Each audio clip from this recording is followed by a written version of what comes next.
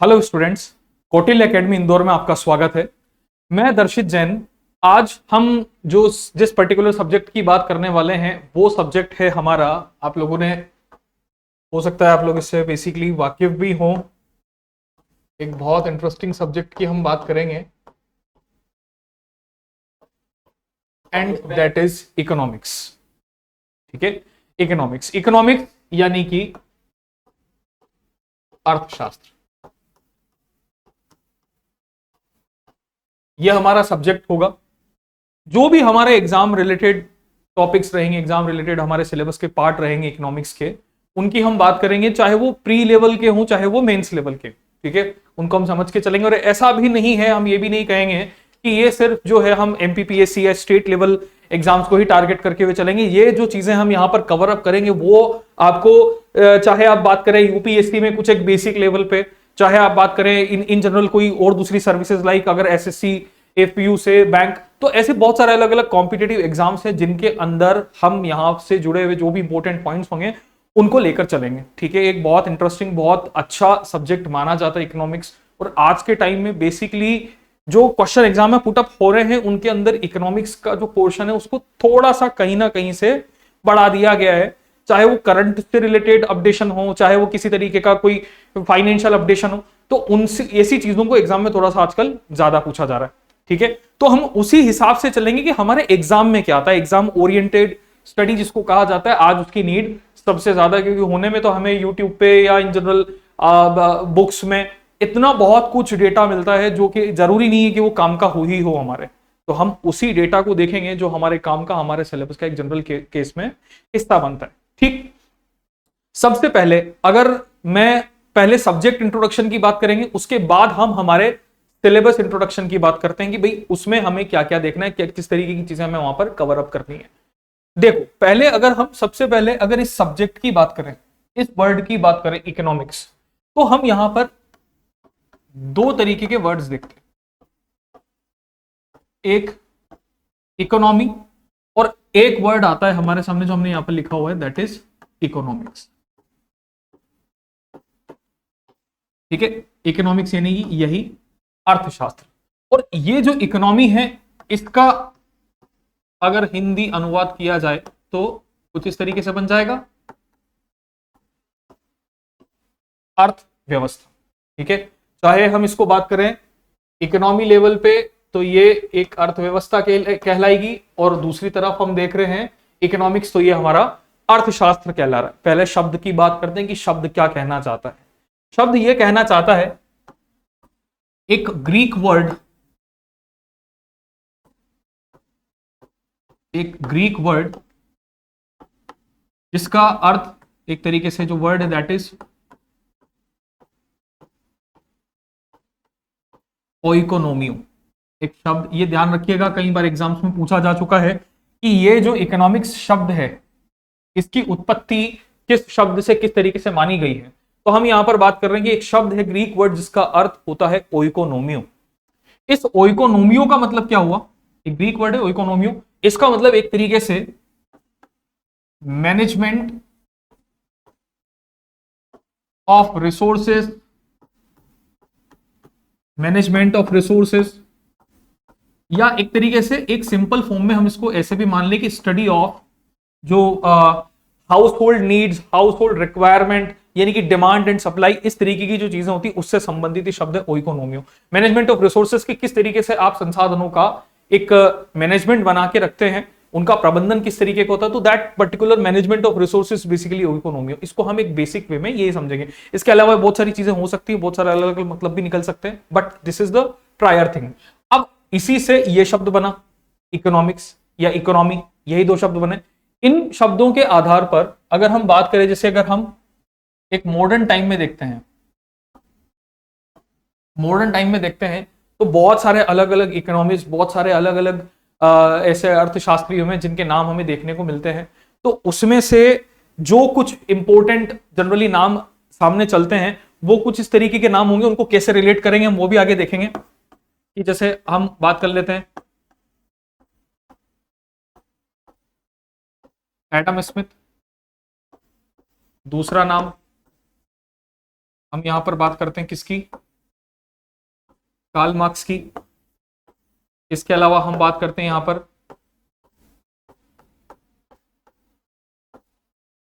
कौटिल्य। ठीक, तो ये कुछ इस तरीके के इकोनॉमिस्ट्स हैं, ऐसे लोग हैं जिनका इस सब्जेक्ट के साथ में, इस व्यवस्था के साथ में एक डायरेक्ट लिंक है। अब देखो एक एक करके दोनों चीजों को समझते हैं कि यहां पर इस इकोनॉमी वर्ड को हिंदी में जब हमने लिखा तो मैं इसको दो वर्ड अलग अलग में डिवाइड कर रहा हूं। एक मैं इसको बोल रहा हूं अर्थ, और दूसरी तरफ मैं इसको बोल रहा हूं व्यवस्था। ठीक है, इन पर हम थोड़ी सी आगे चर्चा करेंगे, इन नामों पर। बस एक एज एन इंट्रोडक्शन में आपको ये नाम बता रहा हूं अभी। अर्थ और व्यवस्था, इन दो शब्दों पर हम बात करते हैं। अब देखिएगा, अगर हम भारतीय ग्रंथानुसार बात करें तो हमारे जो ग्रंथ हैं उनके अंदर किसी तरीके के पुरुषार्थों का वर्णन है, और ऐसे 4 पुरुषार्थों का जनरली हमने हमारे शास्त्रों में वर्णन किया हुआ है, जिसमें से धर्म, अर्थ, काम और मोक्ष, ये 4 पुरुषार्थ हैं। धर्म, अर्थ, काम और मोक्ष। धर्म, अर्थ, काम और मोक्ष में जो दूसरे नंबर का पुरुषार्थ बताया गया है अर्थ, इस अर्थ का मीनिंग जो निकलता है that is money. That is money. ठीक है, अर्थ यानी कि पैसा, धन, संपदा, तो मनी। एंड व्यवस्था को अगर हम इंग्लिश में बात करें तो we can call it a management. ठीक है, we are calling it a management, यानी कि मनी मैनेजमेंट, धन की व्यवस्था क्या बोली जाएगी? अर्थव्यवस्था बोली जाएगी। The management of money and it's substitute and related things is basically the economy, हम इसको बोल रहे हैं। अब अगर इसी तरीके से अगर मैं अर्थशास्त्र को भी देखूं, अगर यहां पर अर्थशास्त्र की भी बात करता हूं, तो ये भी दो अलग अलग पार्ट में डिवाइड हो रहा है, एक अर्थ और दूसरा शास्त्र। तो यहां भी बात कुछ इसी तरीके की आ रही है क्या, कि that earth is basically the money. ठीक, और शास्त्र को अगर एक तरीके से हम बुक की बात करें, यानी कि क्या बन गया, एक मनी बुक, या कोई किसी तरीके की स्टडी की बात कर सकते हैं। तो यानी कि जो हम अर्थशास्त्र बोल रहे हैं वो तो एक मनी बुक है, और उस मनी बुक में जिसके बारे में हमने डिस्क्रिप्शन दिया है that particular thing is basically known as economy. यानी कि एक सिंपल से एक डेफिनेशन बन गई कि अगर इकोनॉमिक्स की बात की जाए तो the study of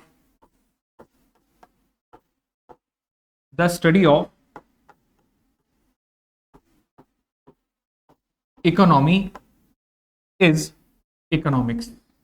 the study of economy is economics, हम इसको बोल रहे हैं। It is the basically a science, it is basically a science which deals with the resources, which deals with the demand and supply on different level, on individual level, on apex level। किसी भी तरीके से अगर हम बात करें demand and supply की individual aggregate level के ऊपर, तो वो अल्टीमेटली वो स्टडी हम क्या बोल के चल रहे हैं, उसको इकोनॉमी बोल के चल रहा है। अभी थोड़ा सा पेचीदा सा लगेगा, लेकिन धीरे धीरे धीरे धीरे ये चीजें क्या होती चली जाएंगी, बहुत आसान होती चलेंगी। आप तो सिर्फ इतना सा समझ लीजिए, यहां सिर्फ हम बात कर रहे हैं पैसा और पैसे से रिलेटेड चीजों की, और मुझे लगता है कि पैसे से रिलेटेड बातें करना दुनिया में सबको पसंद आएगा कि भाई पैसे से रिलेटेड क्या क्या चीजें हो सकती है। एवरीथिंग रिवॉल्विंग अराउंड अस, पूरी दुनिया में आज जो चल रहा है, चाहे वो कोई युद्ध हो, चाहे कोई किसी तरीके की डील हो, कुछ भी हो, XYZ, वो सब आसपास किसके घूम रहा है, मनी के। ठीक, if we are preparing for the exams, तो वहां भी कहीं ना कहीं मनी इन्वॉल्व हो जाता है कि अगर मुझे नौकरी चाहिए, if I am going for a job particularly, तो माई फर्स्ट थिंग, जो फर्स्ट रिक्वायरमेंट मेरी बनती है, that first requirement is could be money। ठीक है, तो that money study is economics। तो वो सब्जेक्ट हमारा बिल्कुल एक जो हमारे डेली रूटीन की जो चीजें होती है उनके साथ में काफी ज्यादा एसोसिएटेड है। अब इस सब्जेक्ट की जरूरत क्या पड़ी है, इस सब्जेक्ट का आखिर जो एक इंट्रोडक्शन है, ये क्यों ऐसा चलन में आया, क्या ऐसी बातें हुई कि ये चलन में आ गया।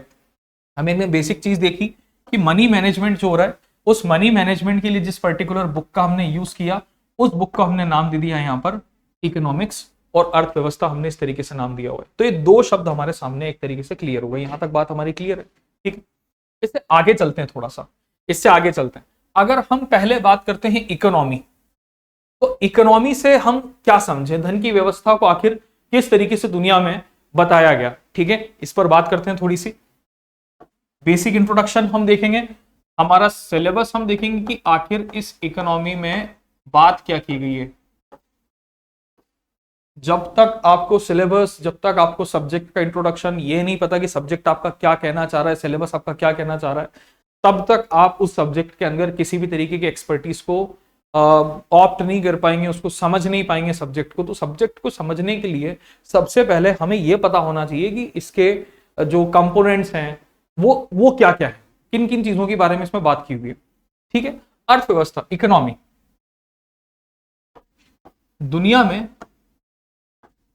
अगर बात की जाए प्रेजेंट फिनोमिना के हिसाब से, अकॉर्डिंग टू द सिलेबस अगर हम देखें उन सारी चीजों को, तो इकोनॉमी को हमने पर्टिकुलरली दो अलग अलग पार्ट के अंदर डिवाइड किया हुआ है। हम बोल सकते हैं कि दो डिफरेंट तरीके की इकोनॉमी हो सकती है। कैसी कैसी इकोनॉमी हो सकती है?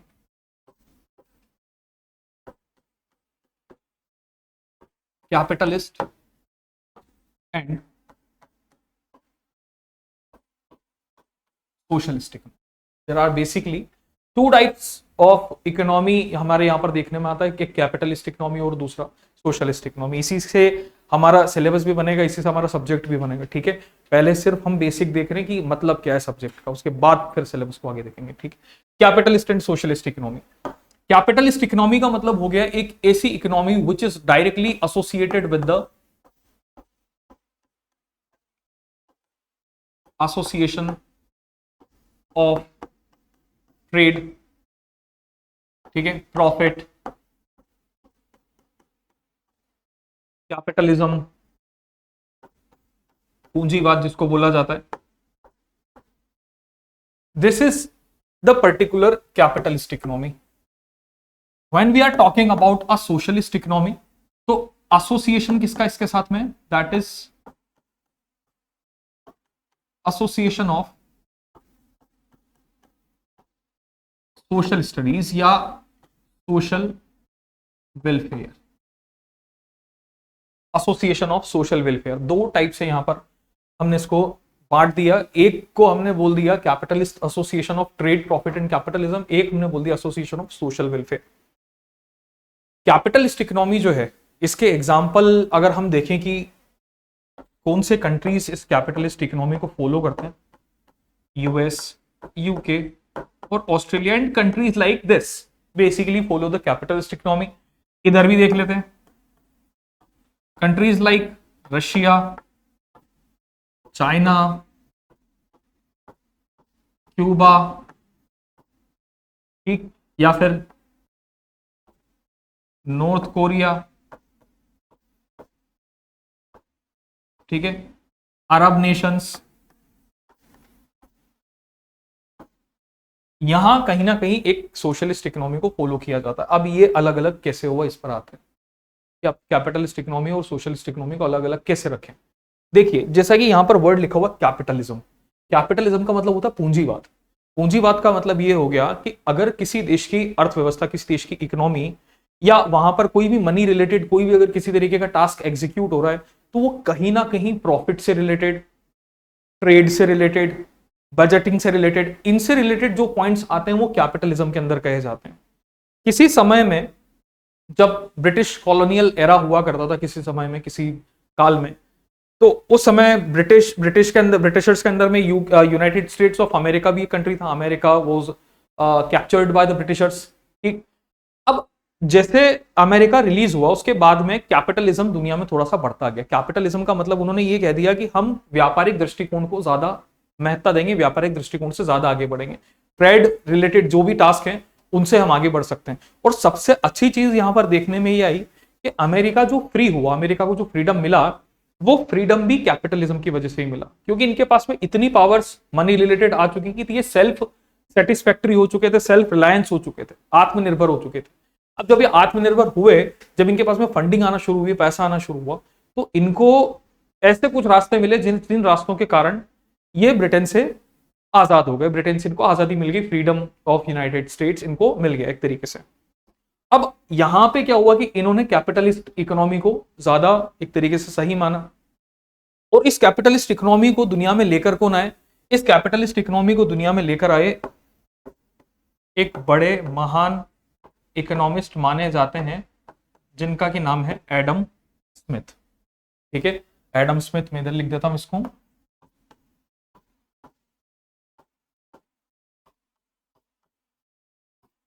Adam Smith. ठीक है, इन्होंने सबसे पहले इस चीज के बारे में बात की, कैपिटलिज्म के बारे में बात की। कहां पे बात की? एक बुक इन्होंने लिखी जिसको बोला गया वेल्थ ऑफ नेशन।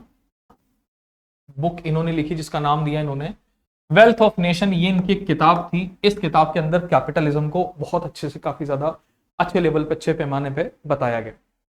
इसी कैपिटलिज्म पे United states of America, United kingdom, बाकी के और जो इस तरीके के देश हैं उन सबने काम करना शुरू कर दिया। देन उसके बाद में बात आई सोशलिस्ट। सोशलिस्ट कौन माने गए? सोशलिस्ट वो लोग माने गए जिन्होंने कार्ल मार्क्स की थ्योरी को ऑप्ट किया, कार्ल मार्क्स को अपनाया। कार्ल मार्क्स की थ्योरी कहती थी दास कैपिटल। दास कैपिटल का मतलब क्या हो गया? दास कैपिटल का मतलब हो गया कि पूंजी राष्ट्रवाद, जो समाजवाद होगा वो आपकी एक तरीके की पूंजी कहला सकती है। इसको एक तरीके से हम सोशलिस्ट इकोनॉमी हमने मानना शुरू कर दिया, यानी कि एक ऐसी economy which is associated with the social welfare, समाज कल्याण की बात कर रही है। तो समाज कल्याण की बात करने वाली इकोनॉमी कौन सी बन गई? कार्ल मार्क्स की इकोनॉमी बन गई, या कार्ल मार्क्स ने उस समाज कल्याण के बारे में बताया। ऐसा इन्होंने क्यों बताया? क्या इस तरीके की बात थी कि जैसे जैसे दुनिया में जब कैपिटलिज्म बढ़ता गया, जितना ज्यादा कैपिटलिज्म दुनिया में बढ़ता जा रहा था, तो उसके कुछ साइड इफेक्ट्स भी देखे जा रहे थे। क्या साइड इफेक्ट्स हो रहे थे? पूंजीवाद के बढ़ने की वजह से लोगों के बीच में डिस्पैरिटी काफी ज्यादा बढ़ी। विचारिक, जो इसको एक असमानता बोला जाता है, जो थॉट प्रोसेस होता है लोगों का, वो काफी बदला एक जमाने में।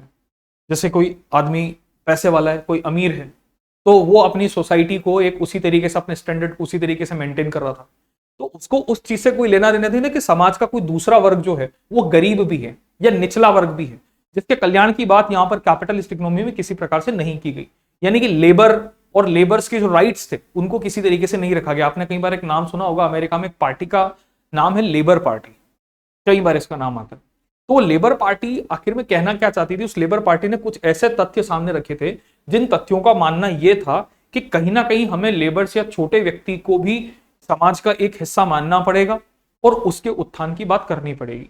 ऐसा कुछ मानना था कार्ल मार्क्स का। तो मार्क्सिज्म जितना भी हुआ वो अल्टीमेटली सोशल वेलफेयर पे हुआ, समाज कल्याण पे हुआ, कि समाज के निचले हिस्से को, निचले वर्ग को, निचले व्यक्ति को जब तक ऊपर नहीं लाया जाएगा तब तक आप किसी भी एक अच्छी सोसाइटी का, एक आइडियल सोसाइटी का निर्माण नहीं कर सकते। तो development of ideal society basically बनता है जब समाज के हर वर्ग का निर्माण हो, हर वर्ग का उत्थान हो। उस उत्थान के बाद में development of every sector, development of every society, development of every person, तो उसके बाद जाके आपकी सोसाइटी का एक डेवलपमेंट माना जाएगा। यह कहना था कार्ल मार्क्स का। उन्होंने कहा कि बढ़ते हुए पूंजीवाद के कारण इस समाजवाद को काफी ज्यादा दिक्कत हो रही है, काफी ज्यादा प्रॉब्लम हो रही है। कई इन जनरल आपने सुना भी होगा, फ्रेंच रेवोल्यूशन जो हुआ था, फ्रेंच रेवोल्यूशन होने के पीछे कुछ इसी तरीके के कारण थे। वहां पर समाजवाद की कमी के कारण फ्रेंच रेवोल्यूशन बहुत बड़े लेवल पे बढ़ गया। जातियों में अंतर होना, लोगों में अंतर होना, ये सब जो सारी चीजें दुनिया में चली, ये कहीं ना कहीं इस बात का उदाहरण थी कि पूंजीवाद, बढ़ता हुआ पूंजीवाद समाजवाद के ऊपर हावी था। उसी के चलते यहां पर सोशल वेलफेयर को इस इकोनॉमिकल कंसेप्ट पे काम करने वाले कुछ देश बने, रशिया, चाइना, क्यूबा या नॉर्थ कोरिया, अरब। ये जो इस तरीके के देश थे, इन्होंने क्या किया कि फर्स्ट वर्ल्ड वॉर के बाद में, प्रथम विश्व युद्ध जो हुआ, उस प्रथम विश्व युद्ध के बाद में इस इकोनॉमी को ऑप्ट किया। इन्होंने इस इकोनॉमी के ऊपर काम करना शुरू कर दिया, सोशलिस्ट के ऊपर, ठीक है, सोशलिज्म के ऊपर इनका काम करना स्टार्ट कर दिया गया। अब बात आती है भारत की। भारत में क्या हुआ कि भारत में जब इकोनॉमिकल डेवलपमेंट की बात चल रही थी आफ्टर इंडिपेंडेंस, हमारे सामने जब एक बहुत बड़ा प्रश्न आया कि हम किस प्रकार की अर्थव्यवस्था को ऑप्ट करें, क्योंकि हम जिन लोगों के अंडर में थे, यूके यानी कि ब्रिटेन, ये लोग बेसिकली कैपिटलिस्ट इकोनॉमी को काफी ज्यादा बड़ा मानते थे, कैपिटलिस्ट इकोनॉमी पर काफी ज्यादा इन्होंने काम किया हुआ था। तो हमारे सामने प्रश्न बड़ा ये आया कि हम सोशलिज्म को ऑप्ट करें या कैपिटलिज्म को ऑप्ट करें। तो हमने इन दोनों को मिक्स करते हुए जिस इकोनॉमी पे काम करना शुरू किया उसको नाम दिया गया मिक्स्ड इकोनॉमी। यानी इंडिया ने मिक्स्ड इकोनॉमी के ऊपर काम करना शुरू किया जिसमें समाज कल्याण और पूंजीवाद दोनों हो, यानी कि एक ऐसी economy which is a mixture of capitalist and socialist phenomena. Capitalist and socialist, इन दोनों से मिलकर जो अर्थव्यवस्था बनती है उस अर्थव्यवस्था को मिक्स्ड इकोनॉमी बोलते हैं, और India is a mixed economy. कई बार ये क्वेश्चन एक जनरल छोटे लेवल पे पूछा जा सकता है, पूछा भी जा चुका है पहले, बट अब जनरली नहीं आता क्योंकि बहुत कॉमन सी चीज हो चुकी है कि भारत किस प्रकार की अर्थव्यवस्था है। तो भारत एक मिश्रित अर्थव्यवस्था है, मिक्स्ड इकोनॉमी। हमने मिक्स्ड इकोनॉमी को फॉलो किया जिसमें कैपिटलिस्ट और सोशलिस्ट दोनों तरीके के अधिकारों को दिया गया, दोनों राइट्स की बात की हुई है। कैपिटलिस्ट में होता क्या है, बेसिकली कौन से राइट्स की बात की जाती है? कैपिटलिस्ट इकोनॉमी जो होती है वो राइट्स की बात करती है बेसिकली जो एसोसिएटेड डायरेक्टली पूंजी डेवलप मनी रिलेटेड डेवलपमेंट की बात हो, जहां पे यानी कि जहां पर सरकार का इतना ज्यादा कोई कंट्रोल पब्लिक के ऊपर ना हो, बिजनेसेस के ऊपर ना हो, तो वो अल्टीमेटली यहां पर गवर्नमेंट थोड़ा सा एक बाउंडेड है। वहां के जो भी इंडस्ट्रियलाइजेशन है, जो भी वहां का टोटल इकोनॉमिकल स्टेटस है, उससे गवर्नमेंट बाउंडेड होती है। लेकिन अगर सोशलिस्ट इकोनॉमी में बात की जाए तो यहां पर गवर्नमेंट का जो रोल है वो कंपैरेटिवली थोड़ा सा बड़ा होता है, यानी कि यहां पर सरकार ऊपर है और जनता उनके नीचे है। लेकिन यहां पर कैपिटलिस्ट में जनता ऊपर है और सरकार उसके हिसाब से काम करेगी, जनता के हिसाब से काम करेगी। तो हमने क्या किया, हमने एक मिक्स्ड इकोनॉमी फॉलो की जिसमें हमने बोल दिया कैपिटलिस्ट और सोशलिस्ट दोनों होंगे। यानी कि एक सिंपल फॉर्मेट में हम ये समझ लें कि एक ऐसी जगह जहां पर पब्लिक और गवर्नमेंट दोनों साथ मिलकर काम करते हैं, ठीक है। उस देश की जनसंख्या, उस देश के लोग और उस देश की सरकार दोनों साथ मिलकर काम करते हो, हम ऐसी इकोनॉमी को एक मिक्स्ड इकोनॉमी नाम देते हैं, ठीक। ये तो एक केस में इन जनरल बात रही इकोनॉमी के लेवल पर कि जो एडम स्मिथ ने और जो पर्टिकुलरली कार्ल मार्क्स ने बात की। हम कभी भी अगर हमारे सामने एक आइडियल क्वेश्चन बन रहा है कि भाई पर्टिकुलरली हम इकोनॉमिक्स, फादर ऑफ इकोनॉमिक्स किसको मानते हैं, तो फादर ऑफ इकोनॉमिक्स में हम हमेशा नाम लिख रहे हैं किसका? एडम स्मिथ का, ठीक है। फादर ऑफ इकोनॉमिक्स में हम हमेशा नाम लिख रहे हैं एडम स्मिथ का। But if we are talking about, जैसे कि हम इंडियन इकोनॉमी की बात करें, तो हमारे पास में जो शब्द है वो है अर्थशास्त्र।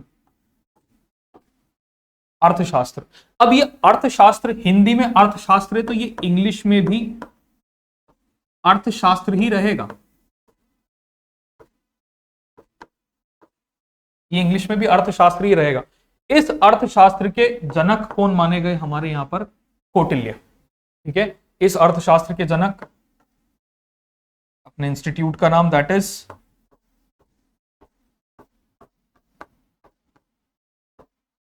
कौटिल्य, ठीक है। Kautilya can be recognised as the father, as the inventor of Arthashastra के। अर्थशास्त्र इन्होंने लिखा 300 बीसी के अंदर, 321 बीसी के आसपास। During this era he has wrote the Arthashastra. किसके गुरु माने जाते हैं? जो कौटिल्य हैं। आप सब लोगों को पता होगा कि चंद्रगुप्त मौर्य का नाम आप सब लोगों ने सुना होगा कि भारत में एक बहुत अच्छा खासा साम्राज्य बना था, दैट वाज मौर्यन डायनेस्टी। तो मौर्यन डायनेस्टी के एक जो सबसे बड़े किंग रूलर हुए हैं इंडिया में, दैट इज चंद्रगुप्त मौर्य। तो चंद्रगुप्त मौर्य के जो टीचर थे, जो उनको एक तरीके से शिक्षा मिली है जिनसे, उनको हम बोलते हैं कौटिल्य। कौटिल्य बोल दीजिए, चाणक्य बोल दीजिए, चाहे विष्णुगुप्त बोल दीजिए, तीनों एक ही बात है, तीनों एक ही व्यक्ति हैं। कौटिल्य भी वही हैं और चाणक्य भी वही हैं और विष्णुगुप्त भी वही हैं।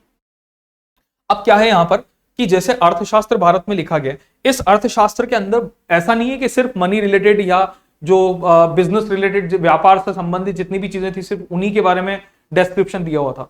दैट अर्थशास्त्र, इसके बारे में एक बहुत अच्छी चीज ये है, अगर आप लोगों ने पढ़ रखा होगा इन जनरल कभी या इस बारे में अगर जानते होंगे, तो यहां पर इकोनॉमिकल थॉट प्रोसेस से ज्यादा पॉलिटिकल थॉट प्रोसेस को काफी ज्यादा महत्ता दी गई है। यानी कि अर्थशास्त्र इकोनॉमिकल होने के साथ साथ पॉलिटिकल भी था कि किस प्रकार से राजा राज कर सकता है, उसकी राजनीति क्या होनी चाहिए। तो कहीं ना कहीं क्या भारत में देखने में क्या आता है कि अगर हम पॉलिटिकल साइंस की बात करें तो वहां भी हमें जनरली चाणक्य नाम, कौटिल्य नाम देखने को मिल जाता है, क्योंकि पॉलिटिकल स्टिग्मा इनका काफी ज्यादा स्ट्रॉन्ग था। तो उसके तहत अर्थशास्त्र में पॉलिटिक्स की भी एक तरीके से यहां पर रोल, एक तरीके से बात यहां पर की गई, ठीक। उसके अलावा अगर इनसे भी पुराने समय में, इनसे भी पुराने टाइम में अगर देखा जाए तो ऐसे बहुत सारे लोग हुए हैं। जैसे एज एन एग्जांपल हम ले लें एक और व्यक्ति का नाम, ये भी कई बार आपको देखने को मिलेगा, फादर ऑफ एंशंट इकोनॉमिक्स या फादर ऑफ एंशंट इकोनॉमी, जो पुरानी अर्थव्यवस्था, पुराना अर्थशास्त्र हम मानते हैं, उसके फादर के रूप में हम नाम लिख रहे हैं यहां पर किसका? एरिस्टोटल का। एरिस्टोटल बोल दीजिए चाहे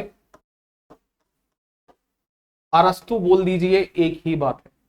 एरिस्टोटल बोल दो चाहे हिंदी में इसको अरस्तु बोल दीजिए, एक ही बात है। अरस्तु को ही एरिस्टोटल बोला जाता है। तो इनको भी एक फाउंडिंग फादर की संज्ञा दी गई है, फाउंडिंग फादर माना गया for economics in global level, ठीक है, एसोसिएटेड विद अलेक्जेंडर बेसिकली। तो अलेक्जेंडर के साथ में उनके लिए इन्होंने काम कर चुके हैं। तो एरिस्टोटल, अरस्तु जो थे वो उन्हीं के समय में थे। तो इन्होंने भी जो लिखा, इन्होंने भी अल्टीमेटली बात इसी तरीके की चीजों की। लेकिन हम भारतीय जो एक समझ है उसके हिसाब से अर्थशास्त्र को, कौटिल्य के अर्थशास्त्र को काफी ज्यादा एक इंपॉर्टेंस देते हैं। बट जब हमारे पास में क्वेश्चन बन रहा है फादर ऑफ इकोनॉमिक्स का, तो फादर ऑफ इकोनॉमिक्स हम हमेशा एडम स्मिथ की बात करेंगे, ध्यान रखिएगा।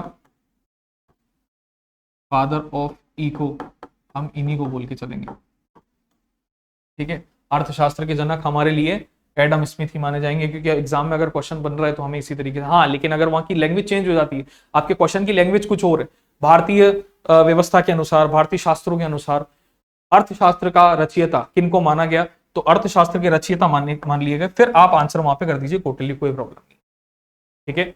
इफ पूछा जा रहा है कि who is the writer of अर्थशास्त्र, then we can go with the Kautilya thing. But अगर जैसे in general case the question is who is the founding father of socialist economy या who created the social economy, तो we can name then Karl Marx. और इनकी जो books हैं, इन दोनों के नाम भी आपको स्पेशली पता रखने की, Das Kapital and wealth of nation, Das Kapital और वेल्थ ऑफ नेशन, ये दोनों बुक्स हैं। एडम स्मिथ ने जो बुक लिखी थी that was wealth of nation, और कार्ल मार्क्स ने जो बुक लिखी थी दैट वाज दास कैपिटल, ठीक।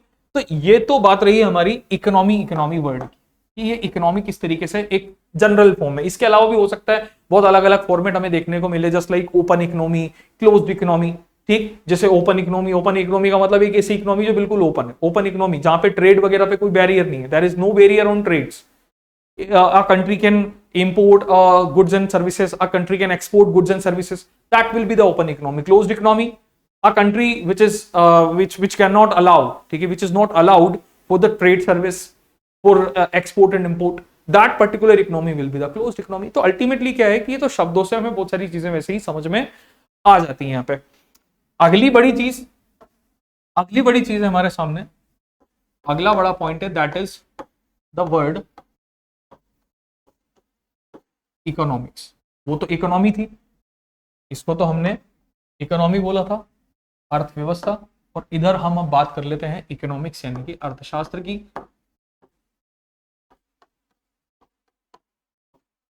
Generally we read about two types of economics. First is micro और सेकंड इज मैक्रो। ये भी आप लोगों ने सुन रखा होगा, जिन लोगों ने जो कॉमर्स बैकग्राउंड से हैं या जिन्होंने कॉमर्स को थोड़ा सा पहले किसी भी तरीके से किसी भी रूप में पढ़ रखा होगा, वो लोग जानते होंगे दो टाइप चलते हैं, माइक्रो और मैक्रो। माइक्रो का मतलब नाम से ही समझ में आ रहा है, सूक्ष्म अर्थव्यवस्था या अर्थशास्त्र, और मैक्रो का मतलब बृहत अर्थशास्त्र। दो तरीके के नाम आ गए, माइक्रो मैक्रो, सूक्ष्म अर्थशास्त्र और बृहत अर्थशास्त्र, हम इसकी बात करते हैं। अब ये नाम से दिख रहा है कि सूक्ष्म अर्थशास्त्र, if we are talking about micro, तो यहां क्या है, स्टडी ऑफ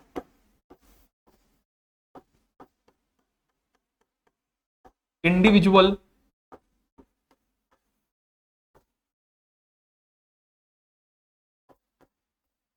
डिमांड, ठीक है, स्टडी ऑफ इंडिविजुअल डिमांड। किसी भी इंडिविजुअल लेवल पे अगर आप किसी भी इंडिविजुअल व्यक्ति के हिसाब से अगर उसकी मांग का अध्ययन करने की बात करते हैं, तो वो study of individual demand, study of individual needs, study of individual requirements is basically the micro economics. जैसे कि यही हो गया डिमांड एंड सप्लाई, एक इंडिविजुअल लेवल पे अलग अलग हो सकती है। इंडिविजुअल लेवल पे जो डिमांड एंड सप्लाई का रोल हो सकता है वो डिफरेंट हो सकता है। हो सकता है किसी व्यक्ति की डिमांड कुछ और हो, दूसरे व्यक्ति की डिमांड कुछ और हो, आपकी डिमांड कुछ और हो, मेरी डिमांड कुछ और हो. There are certain levels of demands exist in the world according to the time, according to the you can say weather conditions, according to the area. बहुत सारी चीजें हो सकती हैं जहां पर हमारी डिमांड्स क्या हो सकती हैं, दूसरों से भिन्न भिन्न हो सकती हैं. तो वो इंडिविजुअल लेवल पे काम कर रहा है, एग्रीगेट लेवल पे काम नहीं कर रहा. जो चीज एग्रीगेट लेवल पे काम करेगी वो क्या बोल दी जाएगी, मैक्रो इकोनॉमिक्स, यानी कि स्टडी ऑफ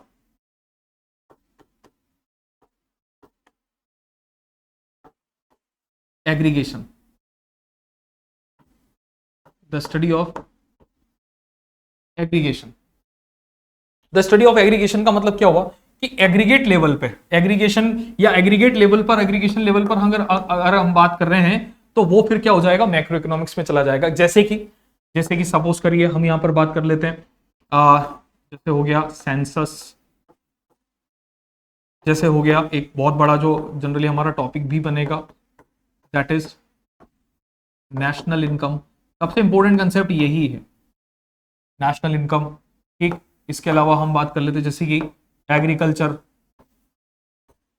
ठीक है, इसके अलावा banking.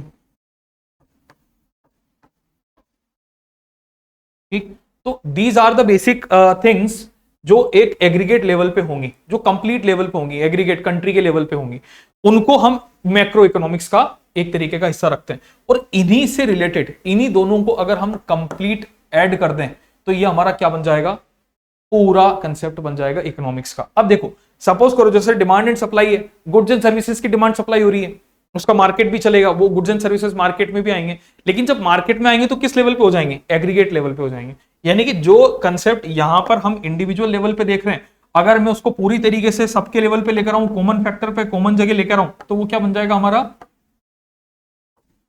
That would be the market. इसी को हम मार्केट मान सकते हैं. तो इन दोनों के मिलने से, इन दोनों के ऐड होने से हमारा ये पूरा इकोनॉमिक्स एक जो सब्जेक्ट है वो बनता है. ठीक, अब आपके अगर हम इन कंसेप्ट ऑफ एमपीपीएस के लेवल पे बात करें तो जो हमारा एक सेकंड पार्ट में जो पार्ट बी है, उसके अंदर सेकंड पेपर का जो पार्ट बी है, उस सेकंड पेपर के पार्ट बी में जो जो चीजें हमें दी हुई हैं एज एन सिलेबस इकोनॉमिक्स का, वो सारी चीजें यही हैं. हम इनको एक एक करके देखेंगे.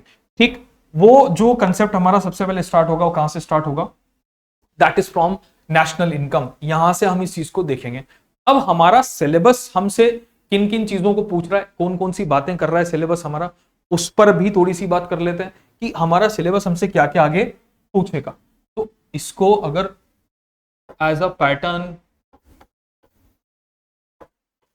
या सिलेबस स्टडी की बात करते हैं, ठीक,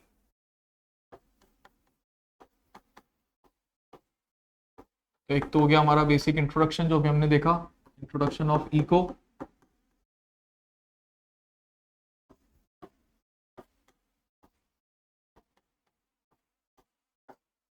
national income,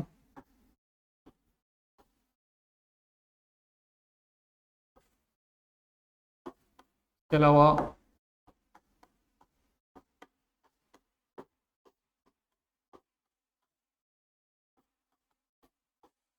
public distribution system,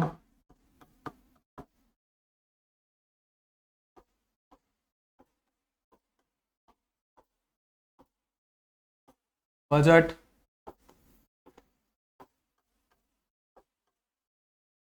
taxation policy,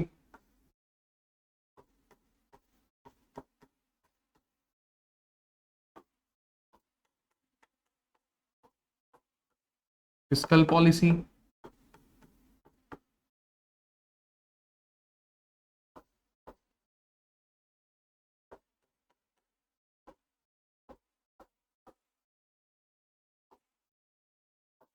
Indian banking system. ठीक है, जिसमें हम नॉर्मली बात करते हैं मॉनेटरी पॉलिसी की. हम बेसिकली यहां पर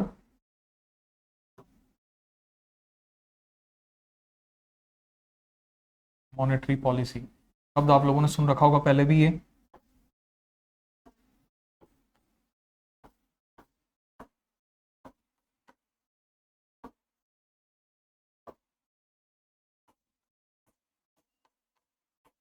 आरबीआई की एक policy that is monetary policy, ठीक है। इसके अलावा इससे रिलेटेड टर्म्स हो गए जस्ट लाइक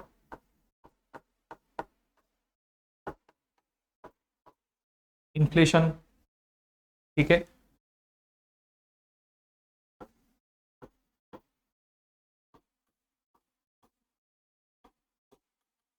पॉवर्टी, अनएम्प्लॉयमेंट,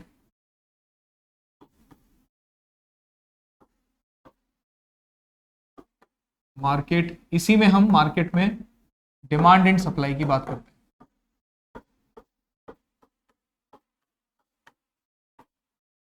ठीक है। इसी के अंदर हम ये मार्केट, डिमांड एंड सप्लाई की, डिस्ट्रीब्यूशन सिस्टम में भी जनरली बात वही रहती है, और demand and supply that is the concept, ठीक है। और इसके अलावा जो international agencies and organization, international agencies and organization, और इसके अलावा जो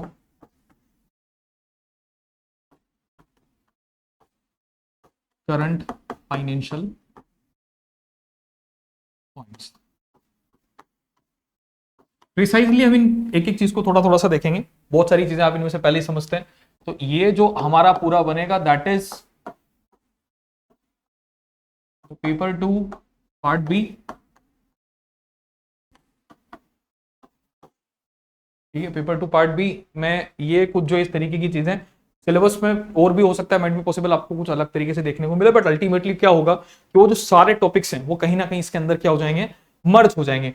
अब इसको इन जनरल अगर हम वैसे ही देख ले, जैसे नेशनल इनकम यहां पर हमने वर्ड लिख दिया, तो कुछ कुछ नामों के इंट्रोडक्टरी जो एक इंफॉर्मेशन है वो हमारे पास में रहनी चाहिए। जैसे कि नेशनल इनकम, हम नेशनल इनकम को क्या समझे, what do we understand why this word basically national income, राष्ट्रीय आय। जैसे कि हम बात करें एक पर्टिकुलरली इनकम बोली जाए जो नेशन की हो, अब हमें इनकम कहां से मिलती है, हर शब्द को अगर हम बिखेरेंगे तो हमारे आंसर हमारे पास ऑटोमेटिकली मिल जाएंगे। शब्दों को बिखेरना सीखिए, जितना आप बिखेरोगे उतना ज्यादा आपको उत्तर मिलते चले जाएंगे। नेशनल इनकम, राष्ट्र की आय, सिंपल इज दैट। किसी भी व्यक्ति को अगर इनकम जनरेट करनी है तो उसको क्या करना पड़ेगा, या तो उसको कोई बिजनेस करना पड़ेगा या फिर पर्टिकुलरली कोई जॉब करनी पड़ेगी। अब अगर कोई बिजनेस हो रहा होगा तो कहीं ना कहीं किसी ना किसी गुड का हो रहा होगा, और अगर कोई जॉब हो रही होगी तो वो पर्टिकुलरली किसी ना किसी सर्विस रिलेटेड जॉब हो रही होगी। तो गुड्स एंड सर्विसेज की बाइंग, सेलिंग, या उनको मार्केट में लेकर आना, उनका इंपोर्ट एक्सपोर्ट, सब कुछ वहीं से हमारे पास इनकम जनरेट हो रही है। मैं कुछ बेचूंगा तो मुझे आय मिलेगी। मैंने अगर कोई पर्टिकुलरली स्टार्ट किया कोई बिजनेस है, अब उस बिजनेस में अगर मैं कोई प्रोडक्ट मैन्युफैक्चर कर रहा हूं, कोई प्रोडक्ट मैं बना रहा हूं, तो उस प्रोडक्ट को मैंने बाजार में बेचा तो मुझे इनकम मिल गई, वही हमारी नेशनल इनकम बोल दी जाएगी। यहां इसको एक सिंपल फॉर्म में हम ऐसे समझते हैं कि आपने एक वर्ड हमेशा सुना हुआ होगा, जीडीपी। ये उन लोगों के लिए भी है जो नॉन इकोनॉमी बैकग्राउंड्स हैं। मैं उन्हीं लोगों के हिसाब से चीजों को रखूंगा सामने, क्योंकि मुझे लगता है कि हमें सबको साथ में लेकर चलना है, सबका साथ सबका विश्वास वाला कंसेप्ट है। तो कहीं ना कहीं हमें वो चीज यहां पर रखनी पड़ेगी कि जीडीपी वर्ड हमने सुन रखा है, जिन लोगों ने नहीं सुन रखा, जानते नहीं है, वो भी समझेंगे इस चीज को कि जीडीपी मतलब ग्रोस डोमेस्टिक प्रोडक्ट, सकल घरेलू उत्पाद। तो ग्रोस डोमेस्टिक प्रोडक्ट का मतलब क्या हो गया, वो प्रोडक्ट जो हमने हमारे कंट्री में बनाया, उस प्रोडक्ट को जो भी हमने बेचा, तो उस पर हमें जितनी भी पर्टिकुलर इनकम मिली, उस इनकम को हमने क्या नाम दे दिया, that is basically the GDP only. तो ये हमारा एक national income. Public distribution system, how does the government distributes the goods and services, the resources among the public. ठीक, अब सरकार अगर एक देश के अंदर किसी भी तरह से गुड्स एंड सर्विसेज को मार्केट में देती है, मार्केट में सप्लाई करती है, तो किसके जरिए करती है, एक प्रोसेस जिसको हम बोलते हैं बजटिंग प्रोसेस। इस बजटिंग बोल दीजिए, चाहे हम इसको एक तरीके से पब्लिक फाइनेंसिंग बोल देते हैं, एक ही बात है। इकोनॉमिक्स में ये एक अगर कोर टर्म अगर के हिसाब से अगर देखा जाए तो वो क्या बन जाएगा, पब्लिक फाइनेंस। तो पब्लिक फाइनेंस हो चाहे बजट हो, एक ही चीज है, और वही पब्लिक डिस्ट्रीब्यूशन सिस्टम में जाएगा कि किस प्रकार से लोगों को जो सुख सुविधाएं वो मुहैया कराई जाती हैं। यानी कि ultimately we are talking about the schemes which are related to the public given by the government of any nation, any country, and that is basically the public distribution system, PDS हम इसको बोल के चलते हैं, और simplify करेंगे। But अभी जो टर्म है वो ये है। अभी मैं सिर्फ आपको ये बता रहा हूं कि इनका, इन शब्दों का मतलब क्या होता है, इनका अर्थ क्या समझते हैं हम। टैक्सेशन पॉलिसी, किस टाइप के हमारे पास में टैक्सेस हैं, कौन कौन से टैक्सेस हमारे यहाँ पर चलते हैं, जनरली टैक्सेस के बारे में अगर वैसे देखा जाए तो दो ही टैक्स हमारे पास में होते हैं, डायरेक्ट और इनडायरेक्ट। हम तो यही समझते हैं डायरेक्ट और इनडायरेक्ट, लेकिन इनमें भी क्या क्या चीजें होती है, क्या क्या कहानियां आती हैं, कौन कौन से टैक्सेस हमें यहाँ पर देखने को मिलेंगे, उन सारे टैक्सेस की हम यहाँ पर बात कर रहे हैं। ठीक, इसके साथ साथ fiscal policy, this fiscal policy ultimately ये taxation policy, fiscal policy, government का रेवेन्यू कितना है, कितना सरकार ने टैक्स से जनरेट किया, कितना सरकार ने कैपिटल से जनरेट किया, तो अल्टीमेटली वो जो गवर्नमेंट के पास में जितना भी रेवेन्यू और वगैरह सारी चीजें आ रही, that is basically the fiscal policy. Ultimately आप ये समझिएगा कि अगर गवर्नमेंट, अगर कोई भी टैक्सेशन चेंज अगर गवर्नमेंट को करना है तो उसके लिए उनको कौन सी पॉलिसी बनानी पड़ेगी, ये फिस्कल पॉलिसी बनानी पड़ेगी। ठीक, और इस फिस्कल पॉलिसी को बनाने के लिए हमारे पास में एक मिनिस्ट्री, जिसको हमने नाम दे दिया मिनिस्ट्री ऑफ फाइनेंस।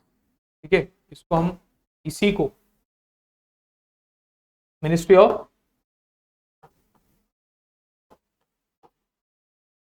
फाइनेंस, तो वो मिनिस्ट्री ऑफ फाइनेंस क्या करती है, ये फिस्कल पॉलिसी को बनाएगी। जैसे जीएसटी हो गया, ठीक है, या इस तरीके की जो भी टैक्सेस हो गए, उन सबको बनाने के लिए जो पॉलिसी काम करती है, that is a fiscal policy. एक इंडियन बैंकिंग सिस्टम, इससे भी ज्यादा शब्द जो जरूरी है, that is the monetary policy concept. Monetary का मतलब क्या हो गया, मनी, मॉनेटरी का मतलब अगेन मनी, तो मनी से रिलेटेड जो पॉलिसी बनेगी उस पॉलिसी को हमने नाम दे दिया मॉनेटरी पॉलिसी। और यही हमारी पॉलिसी, इसको कौन बना रहा है, हमारे देश का सबसे बड़ा सेंट्रल बैंक, हमारा central bank, that is basically known as Reserve Bank of India, RBI, वही इस पॉलिसी को क्रिएट कर रहा है। तो आरबीआई इज द क्रिएटर। तो अल्टीमेटली हमें आरबीआई के बारे में, आरबीआई के काम के बारे में जानना है, और इसी को हमने क्या नाम दे दिया एक सिंपल वर्ड्स के अंदर, मॉनेटरी पॉलिसी। इन्फ्लेशन, इसको हम एक जनरल वे में एडिशनल टॉपिक के रूप में मैं इसको सामने रख रहा हूं। इन्फ्लेशन इज बेसिकली द महंगाई, जो भी गुड्स एंड सर्विसेज के प्राइसेस मार्केट में इंक्रीज होते हैं, बढ़ते हैं, वो हमारा क्या मान लिया जाएगा, उसको हम इन्फ्लेशन बोल देते हैं। पॉवर्टी, अनएम्प्लॉयमेंट हम बहुत अच्छे से समझते हैं, गरीबी और बेरोजगारी क्या होता है। ठीक, गरीबी का मतलब अगर एक आदमी एक पर्टिकुलर किसी गुड्स एंड सर्विसेज या अपनी जो बेसिक नीड्स हैं, उन बेसिक नीड्स को फुलफिल करने में अगर अनेबल है, एबल नहीं है, उनको फुलफिल नहीं कर पा रहा है, जिनको रोटी कपड़ा मकान, इसके साथ में और भी बहुत सारी बेसिक नीड्स होती हैं। ठीक है, जरूरी नहीं है सिर्फ आप जो फूड, शेल्टर और क्लोथिंग, इन्हीं को बेसिक नीड्स, बेसिक नेसेसिटी माने, इनके अलावा भी बेसिक नेसेसिटी बहुत सारी हो सकती है। Just like clean water, that is a basic necessity. Drinking water जो होता है, that is a basic necessity. Education is a basic necessity. Health is the basic necessity. तो there could be so many things which can be counted as basic necessity in the society. तो ultimately that, अगर उनसे अगर कोई person lack है, वो चीजें लोगों को नहीं मिल पा रही है, तो वो गरीब हो गया। Unemployment, we do better understand, if a person doesn't have any work in a certain period of time, in a given period of time, तो that person could be counted as unemployed। काम नहीं है लोगों के पास करने को, तो वो एक अनएम्प्लॉयमेंट की श्रेणी में जा सकता है। मार्केट डिमांड एंड सप्लाई, क्या डिमांड है, क्या सप्लाई है। डिमांड अल्टीमेटली वही बात हो गई, need is the demand. In if a person is asking for some kind of goods and services in a particular time, in a particular specific time, तो वो अल्टीमेटली क्या मान ली जाएगी, उसकी नीड मान ली जाएगी। या उसने अगर उन गुड्स एंड सर्विसेज को परचेज किया है, तो वही उसकी डिमांड होगी। तो इकोनॉमिक्स में भी क्या है, डेफिनेशन उसकी उसी तरीके से दे देगी। ठीक, the total value, the total number of goods which has been purchased by a person during a specific period of time is basically known as demand। ठीक है, किसी व्यक्ति द्वारा एक निश्चित समय में वस्तुओं की खरीदी गई संख्या उस वस्तु की मांग कह दी जाएगी, उस वस्तु की डिमांड कह दी जाएगी, that is the basic definition. उसी से रिलेटेड कुछ हमारे पास में चीजें हो सकती हैं। कुछ इंटरनेशनल एजेंसीज और ऑर्गेनाइजेशंस ऐसे होंगे जिनके बारे में हम जानेंगे। जैसे बहुत सारे ऑर्गेनाइजेशंस हो सकते हैं, जस्ट लाइक हम बात करें जैसे IMF हो गया, ठीक है, वर्ल्ड बैंक हो गया, सार्क हो गया, आसियान, और भी इसके अलावा जो अभी रिसेंट में बड़े ऑर्गेनाइजेशंस बने हैं, इनसे रिलेटेड यूनाइटेड नेशन के कुछ ऑर्गेनाइजेशंस हो गए, तो वो ऑर्गेनाइजेशंस की बात हमारे यहाँ पर हम देखेंगे इनको। उसके अलावा जो भी करंट फाइनेंशियल पॉइंट्स या भी जो भी करंट फाइनेंशियल एक्टिविटीज चल रही हैं, जितने भी कुछ भी किसी भी तरीके का जो चेंजेस हो रहे हैं करंट फाइनेंशियल, उन चेंजेस को भी हमें ध्यान में रखकर चलना है। प्री में कई बार इस तरीके के करंट इकोनॉमिक्स से, फाइनेंशियल इकोनॉमिक्स से बहुत बार, कई बार इनसे क्वेश्चन बने हुए हैं। ठीक है, तो ये हमारा एक बेसिक सिलेबस बनता है। ठीक इस तरीके के इन टॉपिक्स को हमें देखकर चलना है। इनसे रिलेटेड जैसे सेंसस की बात हुई थी, एक सेंसस भी हम यहाँ पर हो सकता है उसके बारे में भी थोड़ा सा देख लेंगे। वो कोई बहुत ज्यादा बड़ा ऐसा मुद्दा नहीं है, वो सोसाइटी का भी पार्ट बनता है, कई बार सोसाइटी में भी उसको होता है वो भी।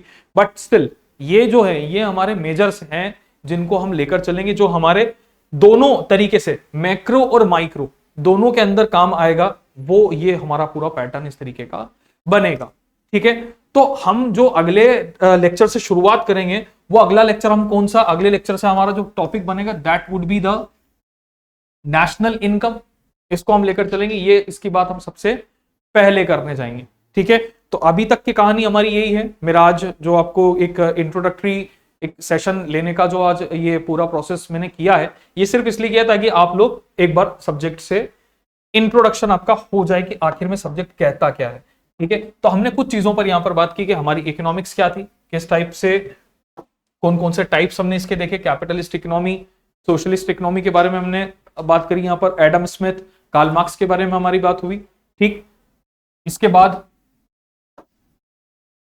जो इकोनॉमिक्स था माइक्रो मैक्रो, इस पर हमने थोड़ी सी यहां पर चर्चा की कि what is the meaning of micro and what is the meaning of macro economics and all. Then इसके बाद में हमारा ये जो पर्टिकुलरली सिलेबस है, इस सिलेबस की हमने अभी यहां पर बात करी है। तो ये कुछ पॉइंट्स हैं हमारे आज के। Next topic would be the national income. ठीक है, तब तक के लिए हम इसको अभी यहीं रोक रहे हैं।